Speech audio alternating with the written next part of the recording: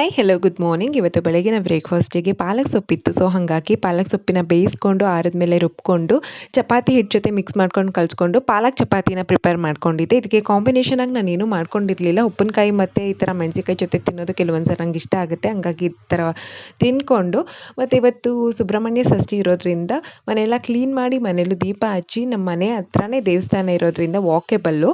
ಮಧ್ಯಾಹ್ನ ಹೋಗಿದ್ದು ಅಲ್ಲಿ ದರ್ಶನ ಆಯಿತು. ಅಲ್ಲೇ ಊಟನೂ ಕೊಡ್ತಾಯಿದ್ರು. ಊಟ ಮುಗಿಸ್ಕೊಂಡು ಬಂದ್ವಿ. ಮತ್ತು ಸಂಜೆನೂ ಬಂದು ಮನೇಲಿ ಫ್ರೆಶ್ ಅಪ್ ಆಗಿ ದೀಪ ಹಚ್ಚಿ ಮತ್ತೆ ದೇವಸ್ಥಾನಕ್ಕೆ ಹೋಗ್ತಾ ಇದ್ದೀವಿ ನಾನು ಮೋನು ಇಬ್ಬರೂ. ಯಾಕೆಂದರೆ ನನಗೇನೋ ಗೊತ್ತಿಲ್ಲ ಮತ್ತೆ ಹೋಗಬೇಕಂತ ಅನ್ನಿಸ್ತು. ಮತ್ತು ನಂದು ಕ್ಯಾಮ್ರಾ ಕ್ಲಾರಿಟಿ ವರ್ಸ್ಟ್ ಆಗಿದೆ ಅಂತ ಗೊತ್ತು. ಯಾಕೆಂದರೆ ನಾನು ಹಳೆ ಲಾಗಲ್ಲಿ ಹೇಳ್ದಾಗೇ ನಂದು ಫೋನ್ ಹಾಳಾಗಿದೆ. ಇದು ಹಳೆ ಫೋನ್ಗೆ ಇನ್ನೊಂದಿತ್ತು, ಅದಕ್ಕೆ ಸಿಮ್ ಹಾಕ್ಕೊಂಡು ಯೂಸ್ ಮಾಡ್ತಾ ಇದ್ದೀನಿ.